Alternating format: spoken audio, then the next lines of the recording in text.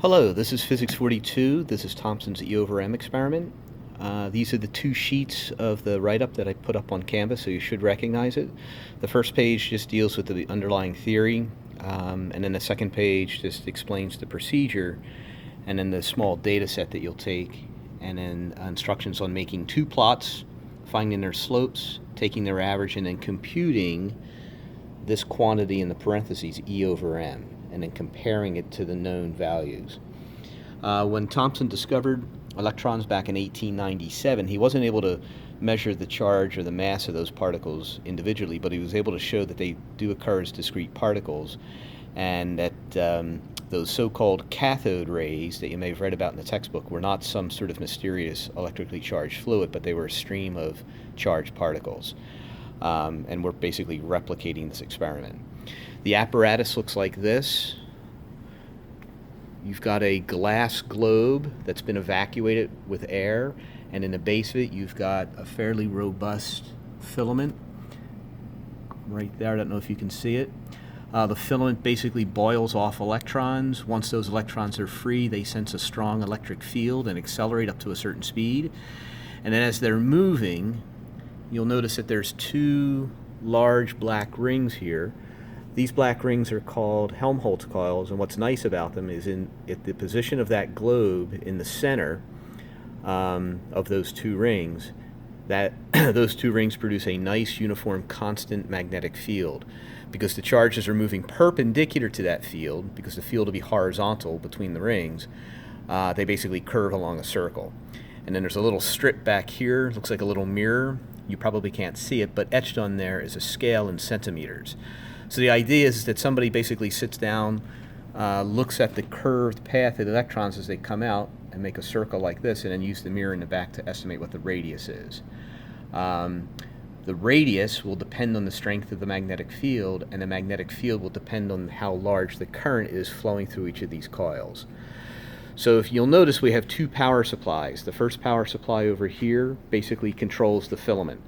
It heats up the filament and boils off the electrons, and then it also generates a strong electric field just outside the filament, so it accelerates those boiled off electrons up to a high speed.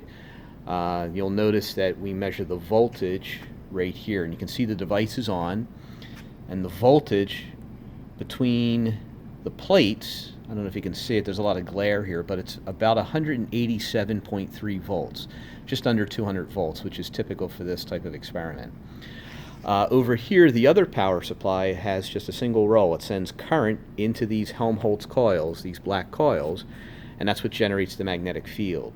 And all we need to worry about with this power supply is the amount of current coming out. So you'll notice I have a second multimeter hooked up or set to AC current, and you can see there's nothing flowing. When I turn the dial, now I've got some current flowing.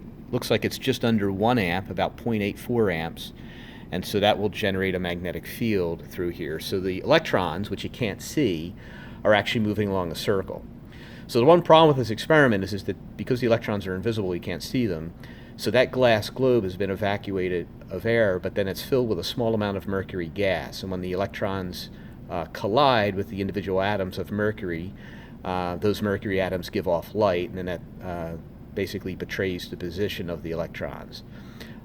So we need to shut the lights off. So I'm going to go over here, shut the lights off, and then I'll show you what the beam looks like.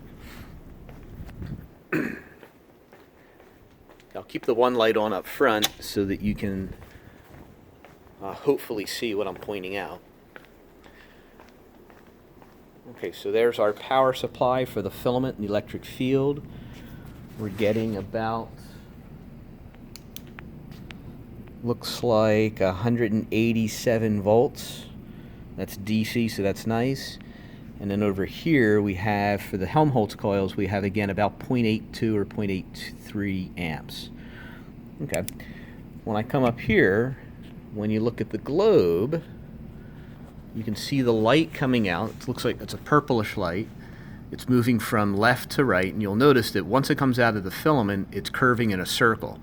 And then hopefully you can see that mirrored bar just behind the globe, and you can see the etchings on there for that centimeter or millimeter scale. Okay, if I increase the current through the coils, that should increase the strength of the magnetic field, which should cause the electrons to turn along a tighter turn to make R smaller. And so as I turn the dial here, as I increase the current, you notice it's about 1.35 amps. Now you'll notice that we have a nice circular path.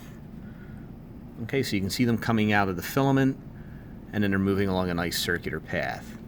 Now the one problem with this experiment is if you look at that path, it's not a incredibly thin line. It actually has some thickness. So one of the big sources of error for this experiment when you measure R is trying to figure out what a good value for R is. And if you were here in lab, I would give you instructions on how to do that, and that would be the most challenging part of the lab. Fortunately, because we're doing this online, I'm simply going to demonstrate this to you, and then I will give you a set of data that you can fill in on that second page of the handout and then write up your report.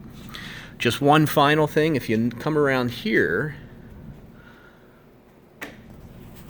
you might be able to notice this, but it looks like the electrons are actually moving along a slight spiral. So it looks like there's an acceleration or a force pointing either this way or that way. That's caused by the Earth's magnetic field, and we have no control over the Earth's magnetic field. So what we have to do is, once everything is set up, we will then turn this apparatus, and I'll align it with this green tape. This green tape I measured ahead of time orients along Earth's magnetic field. So what I'll do is I'll simply rotate this around, get it to align with the tape like that.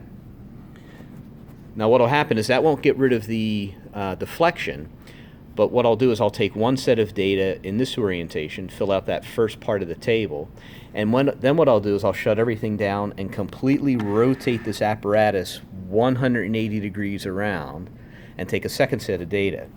As long as both sets of data have the apparatus aligned either parallel to Earth's field or anti-parallel, opposite Earth's field, when I take both plots and get both slopes and take their average, that average will basically cancel out Earth's magnetic field, so I don't have to worry about its strength or direction.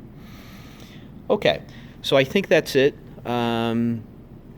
This combined with what's in the write-up will hopefully describe what I'll be doing. I'm going to shut this off now, and then I'm simply going to take a set of data, and then I'll fill in both of these tables for you. And then all you have to do is make a plot. Now this number 5, it might not come up when you read it. It's I to the minus 2 versus R squared. So what you're going to plot on the vertical axis is 1 over the current squared.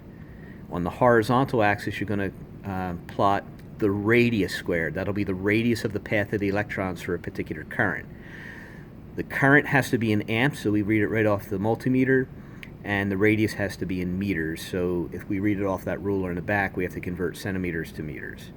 And then the rest of this should be fairly straightforward, and then you have your known ratio down there.